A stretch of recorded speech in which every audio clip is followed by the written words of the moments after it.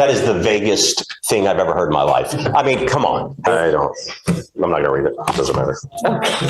It's in on video, guys. Like, I watched it. I'm not crazy. Like, Well, maybe they haven't had my case yet. Okay. and while He doesn't. being arrested, He doesn't does happen. not go plank. It's on video, Judge. What they say, he uses his. I guess he uses He's in his. handcuffs. If anyone's aggressive, it's the cop from the beginning. Visit PC, Your Honor. I have some questions. Oh, you picked up a new case.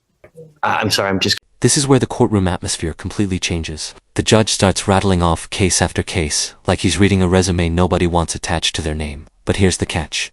Dismissed charges are supposed to stay dead in the eyes of the law. The defense attorney knows that, and you can already see him preparing to push back hard. Question is, when a judge knows this much history, can anyone in that room truly pretend it doesn't matter anymore? No, I didn't realize this. Him picked up an interference 2 days ago. That's what I'd like to revisit. Yeah, of course. So you were on felony probation for a very serious case, evading arrest in a motor vehicle, which carries up to 10 years in prison. Now you've picked up a new case. Greg, I got to tell you that I don't know how much you know, but I have quite a bit of history with Mr. Zenon here. In fact, within the last 2.5 years, 1, 2, 3, 4, 5, 6, 7, 8, 9. Now he's on his 10th case, specifically an unlawful carrying of a weapon, another unlawful carrying of a weapon, another unlawful carrying of a weapon, another unlawful carrying of a weapon, a felony possession of marijuana, felony assault of a pregnant person. And I guess all that worked into a deal where he got on probation for an evading. And now we have. Right, but all those cases were dismissed, correct, Your Honor? Okay. Pursuant to the, I guess, I understand. that we literally had one after the Understand. other, like a rung on a step ladder. One after the other. So let's do probable cause. Thank you, Your Honor. You have the right to remain silent. Anything you say can or will be used against you. You have the right to have an attorney present. If you cannot afford one, one will be appointed to you. I just wanted to give you a heads up of how much history we have with Mr. Zenon, because it's a lot. I appreciate it, Your Honor. Sure. But be that as it may, I'm not going to hold, I've never will hold anything against him. So let's go. On December 3rd of 2024, officers were dispatched to the HEB located at 4955 State Highway 6 regarding a disturbance in progress. Officers received 4 calls, all from witnesses who stated the defendant was arguing with and assaulting a female. While en route to the location, officers observed the couple at the intersection about 0.1 miles away from the HEB where the original call was Observed what? located. They saw the couple at the intersection. Okay, they saw. Okay. Yes, Judge. The defendant was uncooperative with officers. The defendant advised he and the complainant were involved in a verbal altercation and stated he threatened her, saying he would slap her. When officers advised the defendant that he was in custody for an outstanding warrant, he got upset and began to yell. Officers located a clear plastic bag containing 3.6 grams of marijuana.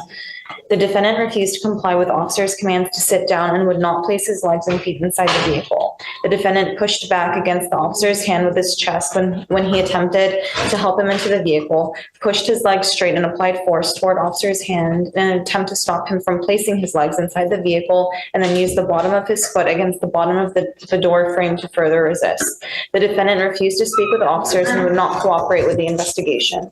All witnesses on scene heard the defendant threaten to hit CW, and another witness stated she observed the defendant push the complainant in the chest and face with 2 open hands. He does have an active felony warrant from the Fort Bend County Sheriff's Office for aggravated assault with a deadly weapon. But he has an open ag assault somewhere else too? In Fort Bend County, Judge. my understanding is it's And an it was older open case. warrant at that time? Yes, Judge. May I respond to all this, Your Honor? Sure. Please. Where's the interference? Okay. Well, they're putting him in a car and he's like, Watch how fast this turns into a legal chess match. The defense isn't arguing that the situation looked good. He's arguing the charge itself may not fit the facts. That's a huge distinction. Prosecutors love broad statutes because they create room to maneuver. But vague laws can become dangerous territory in court. And honestly, if merely refusing to cooperate counts as interference, where does the line actually get drawn? It's not interference with public duties. If they're sitting there saying they have a marijuana charge they could have done, is it a resisting? Maybe, but it's not an interference with the public duties. They said he didn't talk. He doesn't have to talk to them. And they're a 0.1 mile away from the location. So for what? Well, okay, I get that. But so we have what we have. We've got a disturbance at HEB. Cops go there. Okay. They start to talk to him. And I guess at that point says, hey, man, I'm going to slap her. So at that point, I mean, that's what we have. Okay. Right? Mr. Zenon, there's always two sides to the story. I get it. This is just probable cause. It doesn't mean that you're guilty of this offense. It's just probable cause. That in and of itself, is it enough to continue an investigation? And it is, because it's a potential terroristic threat, right? So they have enough to go forward to investigate. They start investigating, and then they find that you have a felony open warrant. And then they find there was something else was there another warrant that you said? No, it's the aggravated assault. But Judge, I also would like to point out that but they end up putting him in the car. And at that point, he basically just goes plank like this for them being unable to effectuate an arrest. And Judge, you don't think that's an interference? I don't. I mean, I think the intent of the law within itself is that if you're interfering with their investigation for something else. He did not interfere with anything. Hold on, let's read the code. Let's read it, because I mean, there's no better way. Let's read it. Hold on. I'll give you. All right. Let's pull up the code. Intake could have taken some other things, but well, certainly they could have taken a whole myriad of. I mean, you're lucky they didn't charge you with assault of a peace officer. There's a whole host of other charges that they could have put on. You know, if they didn't hit, they took the one that I do not believe applies here. Let's read the code. Okay. Let's see what the code says, because you know there's multiple ways that a charge can, you know, that you can charge someone with facts, right? There's multiple ways that can. You're right. It could have been like a resisting, you know, but okay. You ready? A person commits an offense if the person with criminal negligence interrupts, disrupts, impedes, or otherwise interferes with, number one, a peace officer while the peace officer is performing a duty or exercising authority imposed or granted by law. Two, a person who is employed to provide emergency medical services, a firefighter. Number three, for an animal under supervision. Now, so I guess it's a person, it interrupts, disrupts, impedes, or otherwise interferes with, number one, a peace officer while the peace officer is performing a duty or exercising authority imposed or granted by law. That is the vaguest thing I've ever heard in my life. I mean, come on. It is. Okay, so the cop can claim anything is interfering with public duties.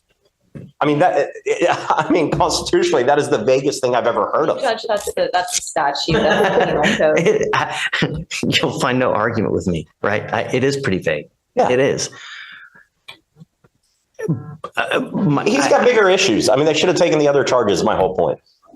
I mean, but he's disrupting the officer while he's trying to discharge a duty, right?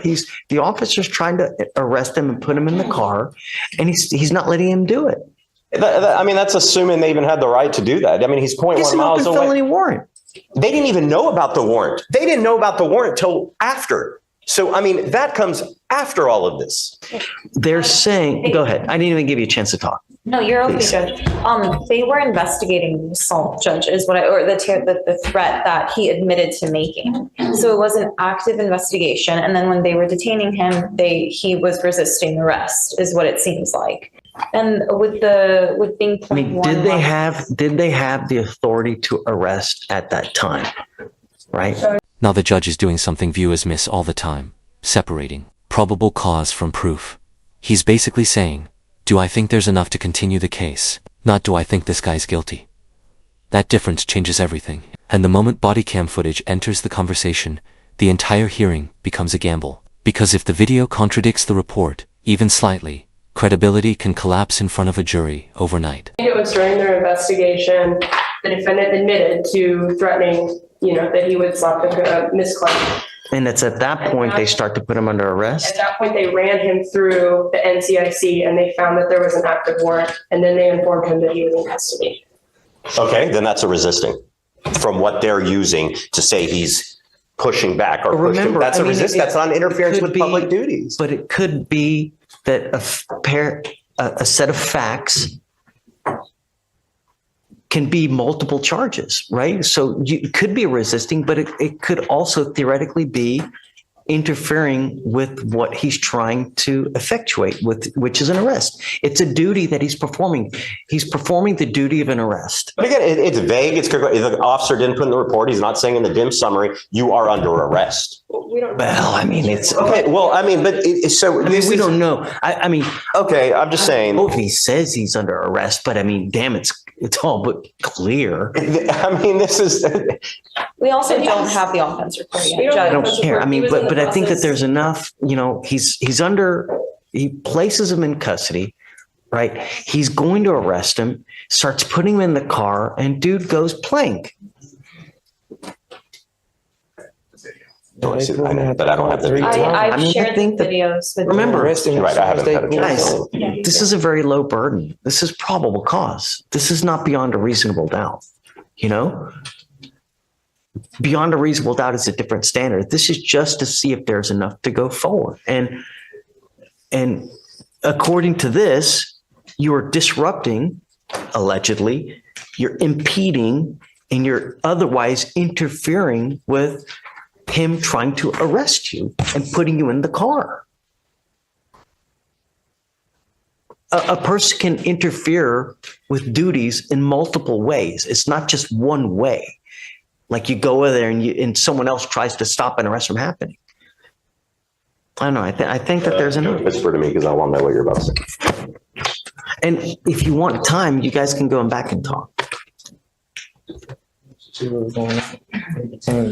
Okay, well, I got to say. 3 times to search me. Can I have a moment to look at the video? He's telling me a whole separate fact pattern. But I need to give them time to be able to look at it too. I mean, it's noon. Why don't we do this? Why don't we roll it to Monday and we can, I'll find it now. We can reapproach Monday morning or tomorrow even.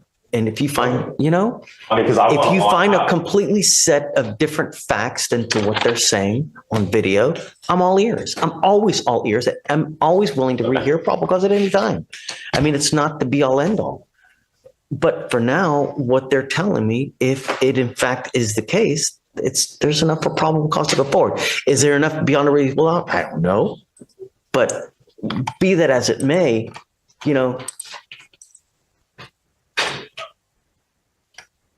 okay, it looks like they didn't give him a PR bond on this. Okay, so well, then we The address it. bond right now is set at $2,500. Okay, Your bond upstairs is set at $5,000. I'll do whatever you want to do. You want to set tomorrow, Monday? What in? I'll watch it today and come back tomorrow if you want. Yeah, I mean, if you want, surely. Do you have it? We have the camera, the body cam. I just shared. Okay, so They shared it. They just shared it with me. Yes. let's roll it to tomorrow. You guys take a look at the video as well. Be prepared, and then we can reconvene tomorrow. For purposes of now, I'll find probable cause, and then we can regroup again tomorrow. Okay, thank you. Yeah. Okay. All right, Mrs. Zenon. Okay, come on. See you tomorrow. See you tomorrow.